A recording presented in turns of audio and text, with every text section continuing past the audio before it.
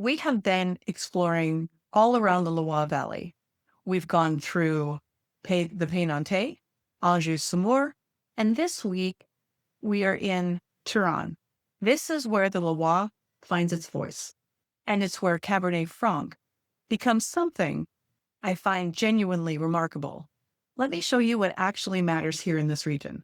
Touraine is in the central Loire. It is anchored by the city of Tours, and it has a more continental climate. It's getting further and further away from the coast, from the ocean. So it's got higher highs and lower lows throughout the year. It's got something special called Tuffeau soils. And if you go to the blog post, you'll see even buildings made out of this Tuffeau. And basically what that is, it is a chalky material that the cellars all across France are made from. And they had such an abundance of it in this region.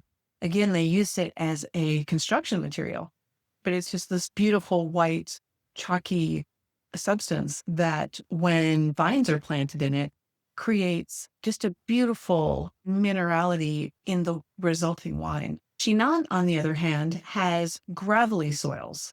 And that's why these wines are a little bit more elegant, lighter, and where it's planted in the Tuffeau slopes, we get more complexity, more structure as it ages, but both are unmistakably Cabernet Franc. By the way, or no, now across the river, we've got the Bourgueil region, and that is the actual wine that we're using in the pairing this week. It's slightly more structured. It's an excellent value. And it's worth discovering, especially before everyone else starts buying it up and raising the price. Also from this region is Vouvray. We covered that in a previous week. Vouvray is from Chenin Blanc. It's a white wine. It can be dry. It can be also a beautiful expression when it's off dry or even demi-sec.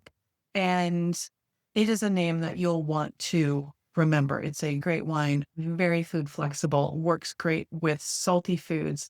Like when you come into Easter time and you maybe are preparing a ham or pork or something that's salty of that nature, Vouvray does a beautiful job, as well as many other things. But you can read up on that post that's already out there. And one of the other things to know is that the Loire reds need to be served just a little bit cooler than the other reds. Now, I know lots of restaurants and wine shops always serve their reds at room temperature, but that is not correct. Room temperature is honestly somewhere between 68 and 72 if we're lucky, if we're not in a really warm climate. And wine should really be stored at 57 and served so that we actually enjoy it somewhere between 58 and 62 degrees, which again is 10 degrees cooler than the average home or business. And these Loire reds should be served a few degrees cooler than that. You want it to have just a really nice coolness to it. So for example, if all you've got is your regular refrigerator at home, simply take your reds out, take it out about 20 minutes before you're going to serve it. Regular reds, like a Bordeaux or a Napa red, you take those out a half an hour before to come up to the right temperature. But the Loire reds, we can do that in about 20 minutes. Touraine wines are patient wines. They reward attention and they reward good food. Full guide is on the blog, and that link, of course, is below. This week, we will go in depth with Cab Franc, and toward the end of the week, we'll be showing how it pairs with a beautiful herbed pork loin. Cheers. See you there.